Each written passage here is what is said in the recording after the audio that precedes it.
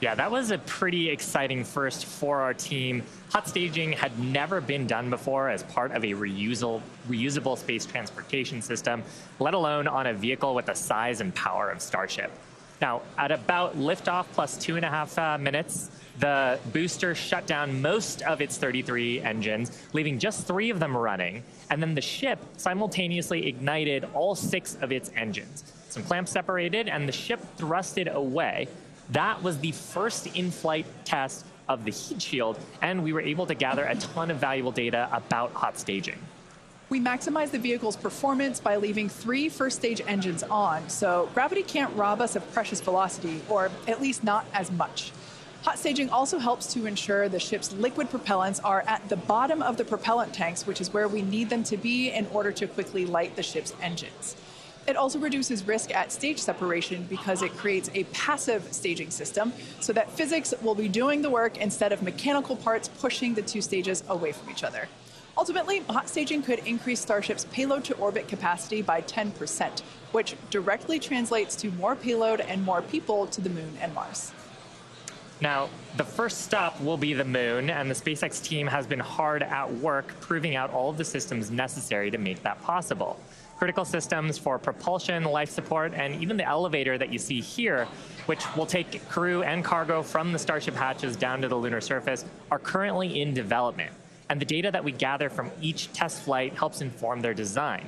Here we've got a photo of some of the mock-up suits that are used to demonstrate the range of mobility that astronauts will be expected to have. And we were using these to do human factors demonstrations and figure out the layout of the elevator. So all awesome development work for a future moon mission. Super cool. Now, SpaceX will perform 1 uncrewed demonstration flight before NASA's Artemis 3 mission, which will be the first human surface expedition since 1972. After those first expeditions, we'll be ready to fly more people along with everything it takes to build a moon base. There's so much to look forward to. It's incredible that humans are finally going back to the moon. You couldn't have said it better, Kate. And the moon is just the proving ground. It's just the start. When the time comes to make the leap to Mars, everything ramps up by orders of magnitude. The logistics of supporting an entire city on Mars are daunting and will require millions of pounds of cargo flown from Earth and spread out over thousands of launches. And today's flight test is one more step toward that ultimate goal. We're currently at T minus 11 minutes, 47 seconds. Let's check in with Dan once again for a countdown update. Hey, Kate. Still good news from down here at Starbase. We're not tracking any technical issues that are going to block us to a launch. Our T0 time still holding to 8:25 a.m. Central, so just about 11.5 minutes from now. The real thing we're going to keep an eye on is the winds once we get there. We do have that potential hold at T minus 40 seconds where we can hang out and either let winds die down, make sure we're in the right structural limits, everything like that. So don't be surprised if we do a hold at T minus 40. We've done those on previous flights, but we are not tracking any technical issues. The range is going to be green for launch, so all of that really great news. We're still loading propellant on the vehicle, on the ship. We're just about done loading the header tanks, the 2 smaller tanks in the top, and then we'll go back to the main tanks. They're about 85% full, and then booster, both fuel and LOX over 80%. So looking good there. The launch pad itself is getting ready for liftoff. We commanded the booster hold downs open already about 20 minutes ago or so. And then that just means that once that rocket has sufficient thrust to overcome its weight, your thrust to weight ratio goes over 1, it's going to lift off. We don't have a command to actually release the hold downs once it starts up. Just also a reminder, actual liftoff happens a few seconds after you see those engines ignite. So you'll see fire, and then a few seconds before Starship really starts to take to the skies. Our range team just going to keep on making sure land, sea, air are all clear as we really count down. But that's the latest. We're just coming up on 10 minutes before launch. Everything looking good for Starship's 3rd test flight. I'll toss it back to you guys in Hawthorne. Great, thanks, Dan. Now, if you've been following SpaceX over the years, you've no doubt heard us talk about our goal of full and rapid reusability. Nearly all of the Falcon boosters flown last year and this year have been reused, or as we like to say, flight proven. We've landed Falcon 9 and Falcon Heavy boosters 283 times since first doing so in 2015. And with Starship, our mission is to take reusability even further by reflying both stages with little downtime between flights. And we plan to fly as often as possible. As we mentioned earlier, rapid and complete reusability is critical to enabling routine spaceflight. The team at Starbase has been hard at work developing and manufacturing the hardware that will ultimately take humans back and forth to the moon and Mars. Now, even though we are not recovering Starship today, test flights like these provide the critical data that we need through every phase of flight. And that data informs future missions and gets us to that future where Starships are being recovered and rapidly reflown. Our teams are also working on the ground systems that will support rapid reusability. When we start recovering Starship boosters, we'll want them to return to the launch site for a quicker turnaround, as you can see here depicted in this animation on your screen. This is when the tower reveals its dual purpose. After launch, the arms or the chopsticks on the tower will help guide the booster into position to ensure a soft landing. Now, if you're thinking that this sounds hard or even impossible to do, well, that's the inspiration for naming them chopsticks. Some of you might recall a little film called The Karate Kid, where Mr. Miyagi famously taught the main character, Daniel, that if he could catch a fly with chopsticks, he could accomplish anything. Now, today we do have 4 ships and 4 Super Heavy boosters built, with more coming off the production line as our Star Factory continues to grow.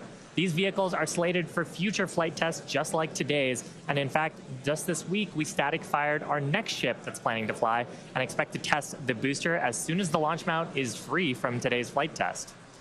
Now, as a reminder, today is still just a test. While we really hope to get our splashdown location in the Indian Ocean, but any data received will help us improve. It's the third of many future flight tests for Starship before it becomes fully operational. And that's the goal of flight tests. They teach us about the limits of our design and improve our understanding of the vehicle, and ultimately help us make Starship more reliable and rapidly reusable. So whatever the outcome and however far we get, we can promise excitement. And things look like they are moving fast at Starbase, and that's exactly how we like it. Yeah, Rapid exactly. Iteration is a key of SpaceX. Yeah, we've done it with all of our major innovative advancements, including Falcon, Dragon, and Starlink. We believe that if you're not failing, you're not learning and improving the design. Yeah, many of the innovations that we've developed have come from our failures, and they teach us how to avoid the perils of spaceflight. It's a tough business.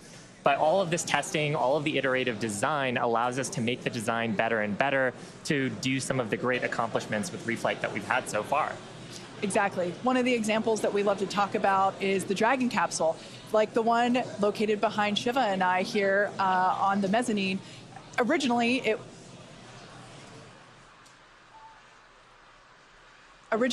was not designed to be reusable. We wanted to prove the initial design, and then when we brought Dragon 2 online, we had to do a lot of corrosion analysis based on flights that had splashed down and analysis on hardware received there. And now our Dragons are reusable and also rapidly at a much rapid pace than they used to be. Yeah. So, I mean, great learnings from our original Dragon to our new crew and cargo vehicles have directly improved the operations, and they've helped us change our understanding of what's possible when it comes to rocket and spacecraft reusability.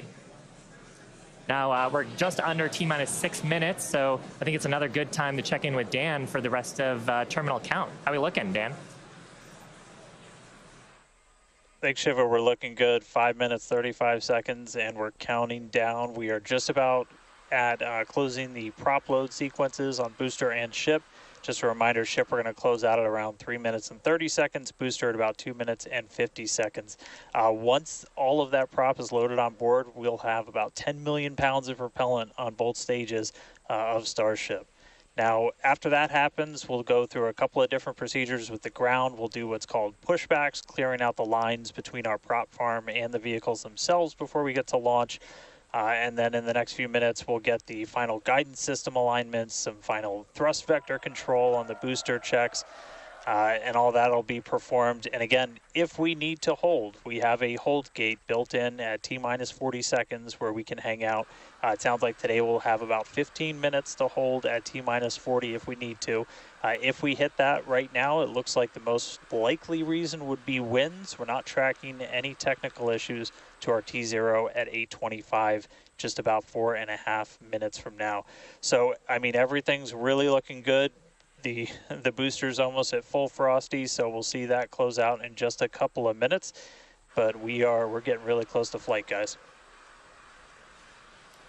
The excitement is definitely growing here in Hawthorne, SpaceX headquarters. There is a large crowd gathering. You might hear them cheering occasionally. Now, Dan mentioned a good point about the holds. We have an opportunity to today hold for a few minutes. And this is a really cool thing about Starship. And we don't have this opportunity with Falcon or Falcon Heavy. Up until the T-minus 40-second point, aborts are just holds. So anything that would trigger an abort prior to T-minus 40 seconds becomes a hold. So that's a really cool feature to allow the team to wait for final checkouts or assess prop levels, engines, avionics, vehicle pressurization. It's really helpful to ensure a liftoff. Yeah, and that's something that is very different from Falcon. I'm sure people have watched our launches, and then we get right down past prop load and then have to scrub because of weather or scrub because of an issue on the vehicle.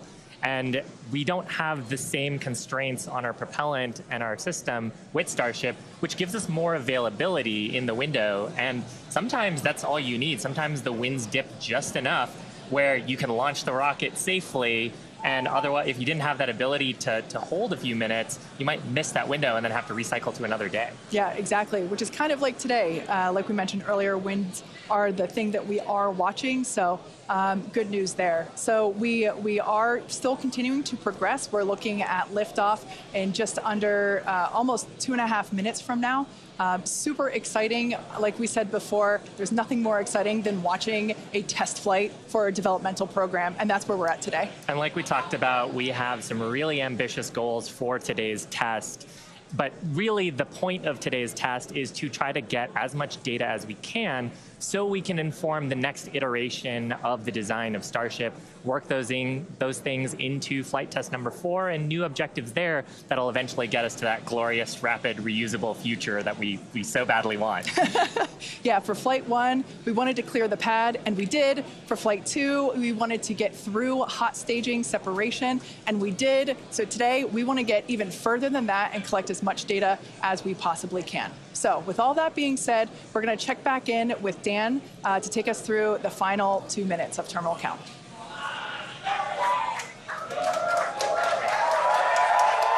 All right, we are under 2 minutes away. We have closed out the prop load on the booster and on the ship.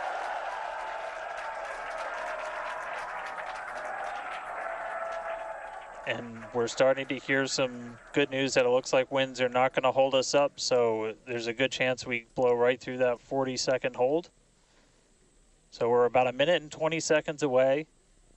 Just walking you through one last time, we're going to see the engines ignite about 4 seconds before we hit our T0. They're going to ignite in 3 different banks. You'll get 13 of the inners, 15 of the outers, and then the last 5 ignite just 2 minutes before T0. And then after that, the quick disconnect will retract.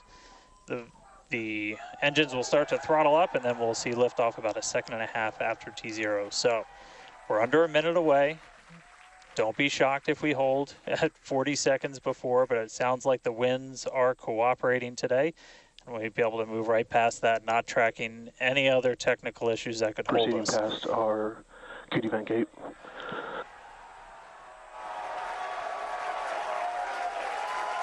Through the QD vent gate past the 40-second hold. Go for launch. Flight Director Ty Huntington telling the team we are go for launch. So 20 seconds to go. Let's listen in. It's T-minus 10, 9, 8, 7, 6, 5, 4, 3, 2, 1.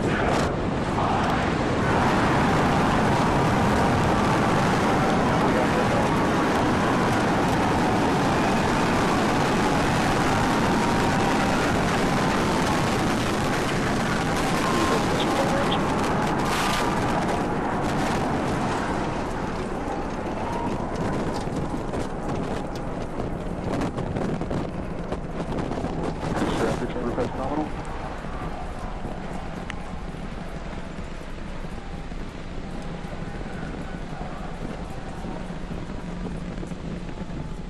Seconds into flight, we are feeling the rumble. We are seeing 33 out of 33 Raptor engines ignited on the Super Heavy booster. Booster and ship, avionics, power, and telemetry nominal. Acquisition of signal, Corpus Christi. Continuing to get good call outs. Our trajectory looking nominal, systems looking nominal. Just amazing to see all 33 lit up once again.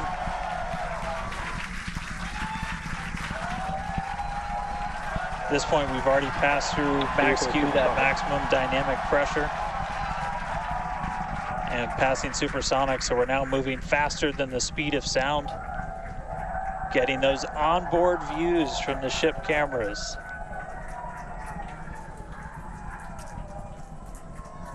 Now the next major milestone is going to be a hot staging maneuver. Again, we're going to be doing that in just about 90 seconds. To do that, we're going to shut down all but the 3 center Raptor engines on Super Heavy.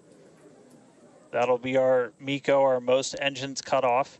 And then the clamps holding the 2 stages together are going to release. Starship second stage will ignite its engines, the RVACs first, the sea levels right after that. The sea level engines will be splayed or just kind of pointed out at about a 15-degree angle. So if you look close and we get good tracking, you might be able to see those center right after. And so those 6 engines will push Starship off of the booster.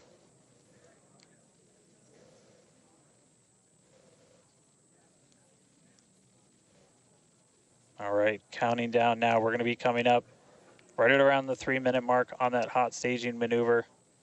Again, we'll see the booster engines start to shut down. You'll see all but 3 lights go out in the middle. And then we'll see the engines ignite on ship, pushing it away.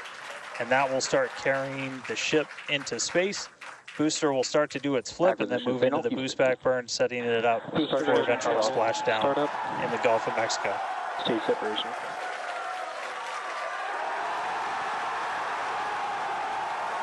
Boost back startup.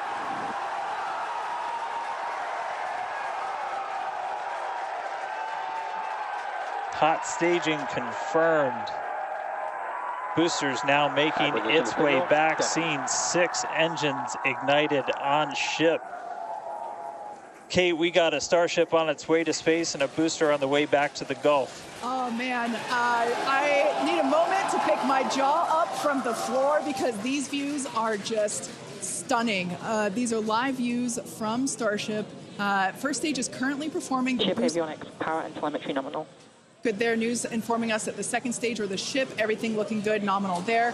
First stage is currently performing the boost back burn, expecting that to last about 1 minute. That boost back burn, propels the booster back towards the coast, taking it to a landing in the waters of the Gulf of Mexico. We're only using the Super Heavy boosters, 13 center engines from here on out. As whenever they relight, you'll be able to see that in the left bottom corner.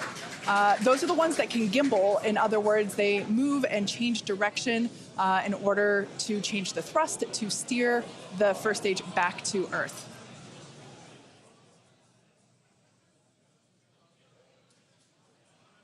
Wow, these are just incredible views coming to us. Everything is looking good for both the first stage on the left-hand side of your screen or the Super Heavy booster, as well as on the right-hand side of your screen, that is Starship, or we also refer to that as the ship. Now, the boost back burn was the first of 2 burns required to return it to Earth. The next one will be the landing burn, where all 13 center engines will initially ignite and then transition into a 3-engine burn to help slow it down. Now, just as a reminder of the stage 1 test objectives, we're looking for controlled ascent, which we have so far. Stage separation, which, gorgeous, we cruised right through it, as well as on a nominal trajectory. Good news there, telling us that the path that Starship is on is good. Now, Starship's second stage is still firing its engines, and as you heard, following planned flight path, The ship objectives, we're looking for hot staging, again, cruised right through that. We're looking to demonstrate controlled ascent as well as orbital insertion. Now the bottom right-hand corner of the screen shows the ship engine graphics, so be sure to keep an eye on those. Yep, Kate, like this is just a phenomenal test so far. Super Heavy is performing beautifully today. It's on its return leg of the journey. Ship continuing to burn its 6 engines, those larger circles, the Raptor vacuum engines, the inner circles, the Raptor sea level engines. We're about 30 seconds away, just under 30 seconds away from the start of the boost back burn. Excuse me, the landing burn on the booster. You can see the grid fins rotating.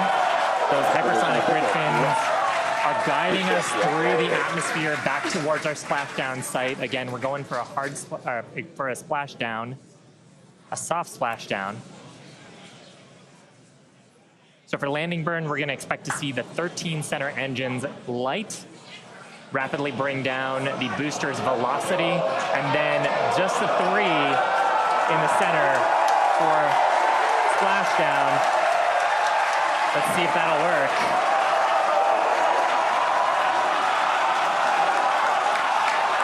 We're getting a few engines.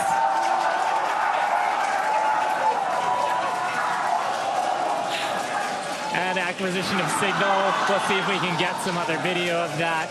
Now, this is a test objective today. It is still something that we're attempting to learn. And to make it that far, to demonstrate the controlled re-entry up to that point is pretty darn good. Ship continuing to look nominal with its ascent burn. This burn lasting about 6 minutes total. And we're expecting that this burn will end just after T+8 minutes, about a minute from now. So far, though, I mean, congrats to the team. Making it this far is farther than we've gone. Absolutely. On Flight 2. Just wonderful views and great engine performance from the vehicles.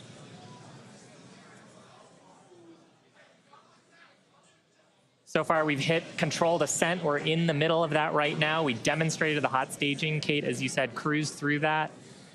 We demonstrated controlled entry of the booster. Just stopped a little short of the engine relight, but hey, that's something we can learn for the next one. Yeah. Now that view that we just had moments ago was a live shot of Star Command. There you see it again. This is our Mission Control Center at Starbase, where vehicle operators are standing by. Now the next milestone coming up is in less than a minute. At that point, ship will, or I'm sorry, actually it already has. Starship engine cut off. There we go.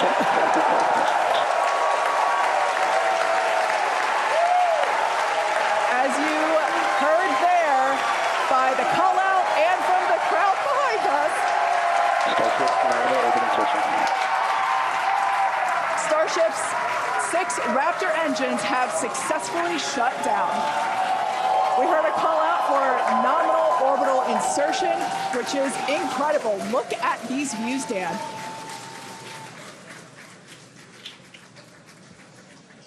I'm just completely blown away right now. What a day. Congratulations to the entire SpaceX team. I mean, this flight pretty much just started, but we're farther than we've ever been before. We've got a Starship not just in space, but on its coast phase into space. Just to recap where we've come, and it's only been 9.5 minutes. How has it only been 9.5 minutes? We lifted off right on time at 8:25 a.m. We didn't have to hold at our gate at all. We had 33 out of 33 Raptor engines open up and light and get us through a nominal ascent. Another successful hot stage. All 6 engines on the ship propelling us into orbit. We did see what looked like a nominal boost back burn. And then we did make it all the way to the landing burn this time. Didn't light all the engines that we expected, and we did lose the booster. We'll have to go through the data to figure out exactly what happened, obviously. So be on the lookout for information about that. But wow, a ship in space. We've got a bunch of, as we said, ambitious objectives ahead of us over the next couple of minutes and pretty much over the next hour, where we're going to really, we've got the ship in space. We're now going to take advantage of this and try and learn as much as possible about some of the other systems, including that first ever Raptor relight in space. So it's just going to be incredible. So all of that still to come. The mission just started, but wow, what a liftoff! What a hot stage! What an amazing sight to see Starship there in outer space. I can't believe we're seeing it in space. This is awesome. Wonderful. Now, we are going to be coasting for the next about 30 minutes or so. We'll be back around the T plus 40-minute mark, and that'll be Starship continuing to coast, hit those ambitious test objectives, and then continue on to re-entry. We're not totally sure what video that we'll get, since that normally comes to us as we overfly ground stations, and we don't have a ton of those along our trajectory. But as we have video, we'll be sure to bring that to you. Starlink may be able to bring us additional communication paths today that will allow us to talk to Starship through re-entry with no communications blackout period. It's a possibility, but either way, we will be live for all of today's milestones. And of course, when we do have views, signal, Puerto Rico. especially like the ones that we have now, which I just cannot get over. When we have views, we will be sure to bring those to you live. But no views or no views, we'll see you back here at T plus 40 minutes. Pez door is opening. And there we just heard call it that Pez door is opening, so that's great. First test. One of our test objectives today is to open and close that Pez door. That's where we will deploy Starlink satellites from in the future. So great news there that that test that test objective is already underway. So come back here, stick around till T plus 40 minutes for coverage of Starship's deorbit burn demonstration, followed by its re-entry and what is sure to be an exciting splashdown.